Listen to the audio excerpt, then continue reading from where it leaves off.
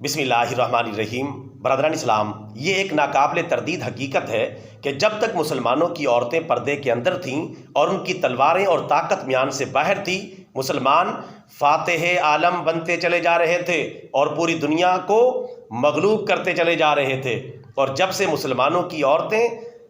پردے سے باہر نکلی ہیں اور تلوار اور طاقت میان کے اندر چلی گئی ہے، مسلمان دنیا میں ذلیل و رسوا ہو رہے ہیں۔ ہمیں اثر نو اپنی عورتوں کو پردے کے اندر بٹھانا ہوگا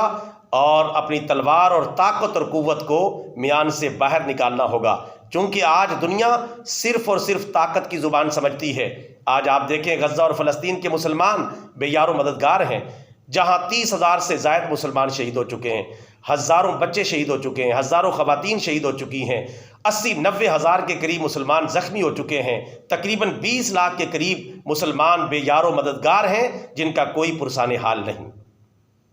کافر اور دشمنان اسلام صرف اور صرف جہاد کی زبان سمجھتے ہیں، طاقت اور قوت کی زبان سمجھتے ہیں۔ وہاں کے مجاہدین اسلام نے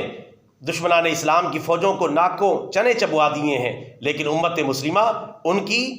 مدد کے لیے حقیقی انداز میں نہیں پہنچ رہی، ورنہ اب تک کب کا دشمن کا خاتمہ ہو چکا ہوتا۔ وہاں کے مجاہدین کے سربراہ کے 3 بیٹے ایک ہی حملے میں شہید ہو چکے ہیں، بیٹیاں شہید ہو چکی ہیں، نواسے اور نواسیاں شہید ہو چکے ہیں، لیکن پھر بھی وہ ڈٹے ہوئے ہیں اور باقی امت تماشائی دیکھ رہی ہے اور کوئی مؤثر کردار ادا نہیں کر رہی۔ لہٰذا اگر ہم چاہتے ہیں غزہ اور فلسطین کے مسلمانوں کی مدد ہو، دنیا میں مسلمان فاتح عالم بن جائیں، تو پھر ہمیں اپنی عورتوں کو پردے کے اندر بٹھانا ہوگا، اپنی تلوار، طاقت، قوت اور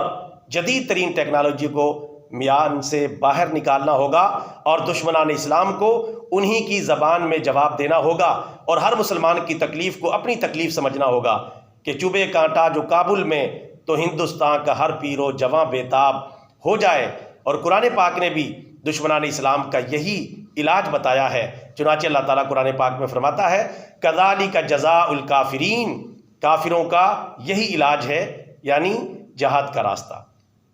اللہ تعالیٰ ہم سب کو ہر جگہ اپنے بھائیوں کی مدد کرنے کی توفیق عطا فرمائے اور امت مسلمہ کو خرافات سے باہر نکل کر حقیقی اسلام پر عمل کرنے کی توفیق عطا فرمائے، آمین ثم آمین۔ برادران اسلام، ہمارا یہ پیغام اچھا لگا ہے تو ویڈیو کو لائک کریں، شیئر کریں، ہمارے چینل کو سبسکرائب کریں تاکہ دعوت دین کے اس سفر میں آپ بھی ہمارے شریک سفر بن سکیں۔ جزاک اللہ خیرہ۔